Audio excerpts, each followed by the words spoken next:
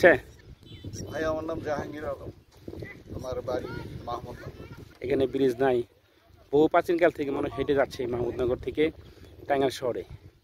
আপনাদের কি কি সমস্যা হয় আর কি করা উচিত? ভাই এখানে সমস্যা আমাদের অন্ত নাই। আপনি জানেন যে আমাদের এখানকার সব পণ্য শহরে বিক্রি হয়, কৃষকের উৎপাদিত পণ্য এই শহরে নিয়ে যে কষ্ট ঘোড়ার গাড়িতে এটা অত্যন্ত ব্যয়বহুল এবং খুব রিস্কি। আর আমাদের এখান দিয়ে আমরা যে যাতায়াত করি এই নদীর কারণে আমাদের ছেলেমেয়েরা স্কুলে যাওয়া আসা তাদের অনেক কষ্ট হয়। আমাদের যারা বিদেশে আছে তারা অনেক সময় এই নদীতে খেয়া মিস করে ফ্লাইট মিস করে। এখানকার খেয়া মিস মানে বিদেশগামীদের ফ্লাইট মিস। আবার চিকিৎসার জন্য অনেক প্রসূতি মা যদি শহরে যাইতে চায় হাসপাতালে, দ্রুত হাসপাতালে নেওয়ার দরকার পড়ে। এখানে এই নদীর কারণে দ্রুত হাসপাতালে নেওয়া যায় না। অনেক সময় এখানেই সন্তান সম্ভবা মায়ের সন্তান ভূমিষ্ঠ হয়ে যায়। আবার অনেক জরুরি রোগী এখান দিয়ে নেওয়ার সময়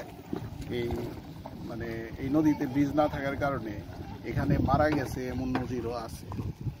তো আমাদের এই কষ্টগুলো কে দেখে?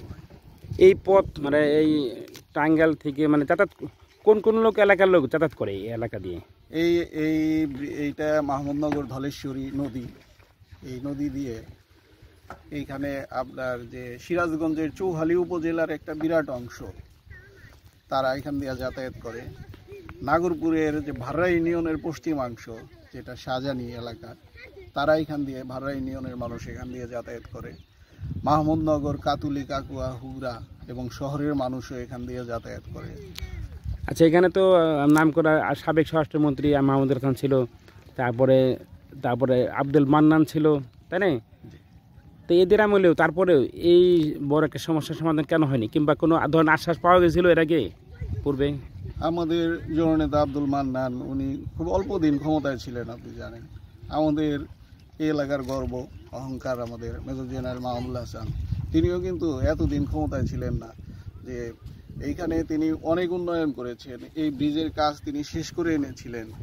টেন্ডার হবে তার আগ দিয়ে ওনার ক্ষমতা চলে গেছে। তো তারপরে আর যে সরকার যারা আসছে পর 3-4 বার, তারা কিন্তু আর এইটা নিয়ে আর তেমন কোনো কাজ করছে বলে আমার মনে হয় না। হলে এখানে ব্রিজ হতো। প্রতিশ্রুতি দেয় নাই, কথা কাজ করব। প্রতিশ্রুতি তো বহু পাইছি আমরা, প্রতিশ্রুতির অভাব নাই। এখানে যে নেতারাই আসে যারাই আসে তারা শুধু আমাদেরকে প্রতিশ্রুতি দিয়ে যায়। সংসদে বলে, কাজ হয় না। একজন মাননীয় সংসদ সদস্য সংসদে বলেছেন, তো কই কাজ কই? অর্থাৎ এই রাস্তাটা, এই ব্রিজটা হওয়া খুবই জরুরি, তাই না? এত জরুরি সেটা আমি আপনাকে বুঝাতে পারবো না। তা আপনি আসছেন, আপনি সরেজমিন দেখেন, আপনি নিশ্চয়ই এটা বুঝবেন এটার গুরুত্ব। এখানে কত মানুষ চলাচল করে প্রতিদিন, হাজার হাজার মানুষ এখানে। আমরা আমাদের শ্রমিক ভাইয়েরা যে শহরে কাজ করে প্রতিদিন এখান দিয়ে যাতায়াত করে হাজার হাজার মানুষ। এটা কি পারতে কষ্ট ঝামেলা হয় কি? ব্রিজ হলে ভালো হয়, তাই না?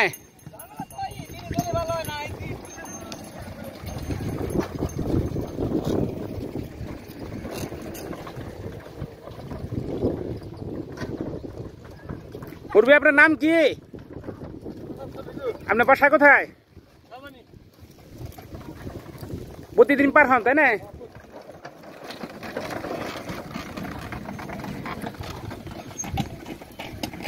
আমাদের কাছে আলাপ করলে তো আমাদের যে কাজ হইতেছে, আমাদেরকে বড় বলে যে খালি ওই পিস কাটাকে এটাকে যে নষ্ট করতে, তাছাড়া তো আর এটা কিছু আমরা কিছু করতে হবে। আমাদের কথা তো নেয় না। তাহলে কি কি সমস্যা আছে বলেন তো?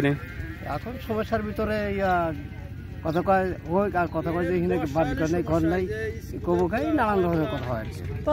কেমন কষ্ট? যা আসার কষ্ট, মাল টাল নেওয়া কষ্ট, জিনিস নেওয়া কষ্ট। আপনার নাম কি? আপনার বাড়ি কোথায়? বাড়ি শাহজানি। শাহজানি, এদিক দিয়ে শাহজানি হয়ে যাবে কি? কোন এই দিক দিয়ে কোন কোন গ্রাম যায় মানুষ পার হইয়া? চৌহালির মানুষ আছে, চরের মানুষ আছে, বিভিন্ন জায়গার মানুষ আছে।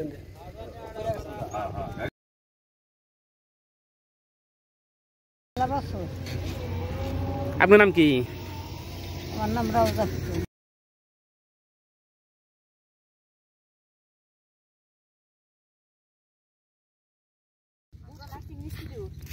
এই যে যাত্রা পার হতে কি কি সমস্যা হয়? সমস্যা বলতে এলাকায় ঠিক মতো যে ধুলাবালি, তারপরে কোনো যাতায়াত ব্যবস্থা এরকম ভালো না, রাস্তাঘাট ওই পাশে তো মানে ভ্যানরা যদি যাওয়া মানে উঠা লাগে, কিন্তু ওইভাবে তো যাওয়া যায় না। তাহলে কি ব্রিজ দরকার আছে এখানে?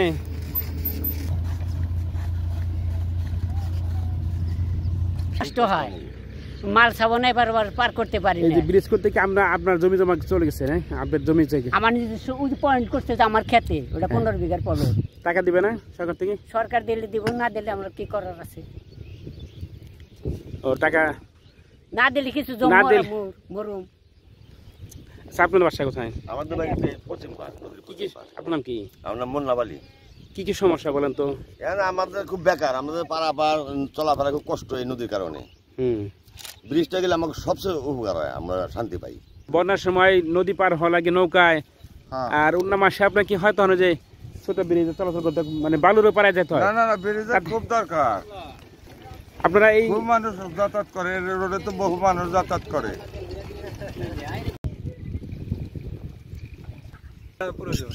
দরকার খুব, কারণ নৌকা যখন বর্ষা মাসে তখন তো ঘন্টার পর ঘন্টা দাঁড়িয়ে থাকতে হয়, বুঝলেন না?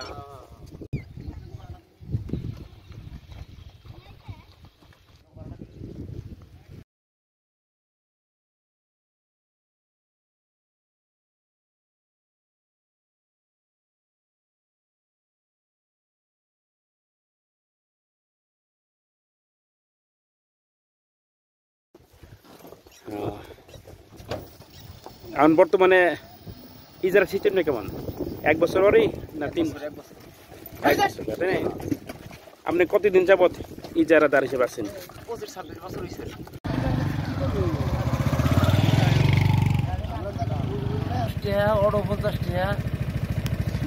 এই যে আপনার যে ব্রিজ নাই, ব্রিজ থাকলে ব্রিজে কেন কি কি সমস্যা আছে বলেন তো? ব্রিজের সমস্যা মানে কোনো ব্যাকই সমস্যা আমাকে।